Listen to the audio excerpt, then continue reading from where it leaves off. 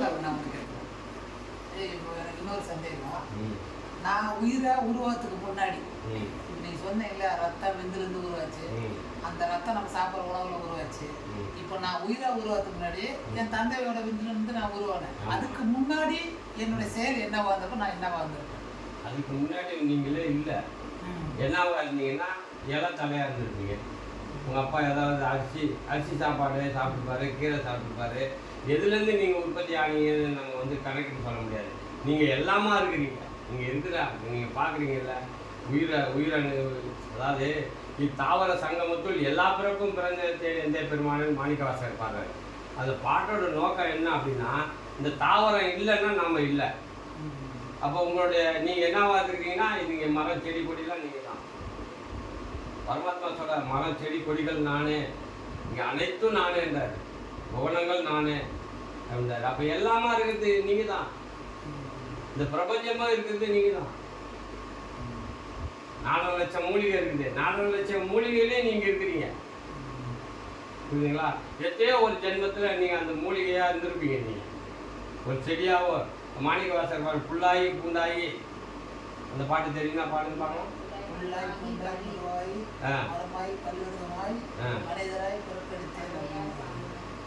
எல்லா பிறப்பும் பிறந்து இழத்தேன். எங்கே பிறந்திருந்தேன்? இந்த தாவர சங்கமத்தில் தான் எல்லாமே நான் பிறந்தேன். எல்லாமா பிறந்திருக்கிறேன். மூலிகையே 4 லட்சம் மூலிகை, உயிரினம் 85 லட்சம் உயிரினம். எல்லாமா நாம் இருந்து தான் இந்த நிலைக்கு நம்ம வந்திருக்கிறோம். இந்த பிறவியை வேஸ்ட் பண்ணலாமா? இப்போ இந்த பிறவியை உணராத நான் விட்டுட்டேன். உணராமல் போவதற்கு உதவாமல் போகும். உணர்ந்தினா நீ ஒரு விதை நெல் மாதிரி ஒன்று எடுத்து வச்சு சமாதி வச்சு ஜீவ சமாதி ஆகி ஜீவ ஈஸ்வர ஐக்கியம் ஆகலாம். உணரலைன்னா நெல்லில் வந்த பதன் மாதிரி பூமிக்கு உரமாக போகலாம். தொடரும். இந்த பூமியிலே தான் இருப்பீங்க. இதுலேயே சொல்லிட்டு வருவீங்க. தாவர சங்கமத்துலேயே இருந்துட்டு இருப்பீங்க.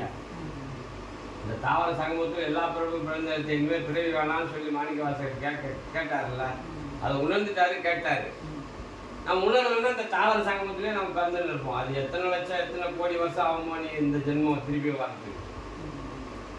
புரியுதுங்களா? அரிது மானிட பிறப்புறதுன்னு சொல்லிட்டாச்சு.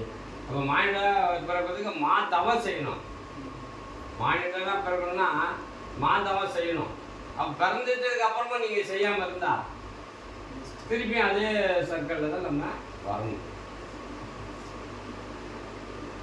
சிவபெருமானே உங்களோட ஃபோட்டோவாக காமிச்சிருக்கிறது என்னன்னு காமிச்சிருக்காங்க. தவம் இருக்கிற மாதிரி தான் காமிச்சிருக்காங்க இல்லையா? அது ஏன் அப்படி காமிச்சிருக்காங்க அப்படின்னா, நீங்கள் தான் அந்த சிவன்றது வேறு இல்லை, நீங்கள் தான். நீங்கள் தவம் பண்ணால் நீங்கள் அந்த நிலையை உணரலாம். சிவனே திருப்பி மானிட ஜென்மத்துக்கு வந்துட்டாருன்னா அவர் தவம் பண்ணால் தான் திருப்பி சிவனாக ஆக முடியும். அதுதான் சிவம் சீக்கொண்டு தவநிலை. சிவத்தை உணர்னா நீங்கள் தவம் பண்ணணும். சிவத்தை உணர்ந்துட்டா நீங்களே சிவம். அப்போ நீங்கள் ஆக மாட்டீங்க சவம். இதுதான் விஷயம். நமக்குள்ளே இருக்கிற சிவத்தை நம்ம கட்டுறதுக்கு பிடிச்சி வச்சுக்கணும். புரியுதா? நம்ம பிடிச்சிட்டா நமக்கு பிறவி கிடையாது. இது திருச்சிற்றம்பலம். இந்த இடத்துல வந்து அவர் ஓப்பனாக இருக்காரு. நம்மளை அவரை கண்டு தரிசிக்கணும், அவ்வளோதான். ஜென்மம் கடை தேரணும்னா ஒரு நாள் ஒரு பொழுதாகலாம் சிவன் நாமம் உச்சரிக்க வேணும். ஜென்மம் கடை தேர ஒரு பாகவத பாட்டு இருக்கும். பெண்டு பிள்ளை வீடு கன்று மாடு தனம் பெருமையான பெரு வெள்ளம், இதை கண்டு நெஞ்சில் மோகம் கொண்டு பெண்மை சாடி கடன் முழுகாதே வெறும் பள்ளம்.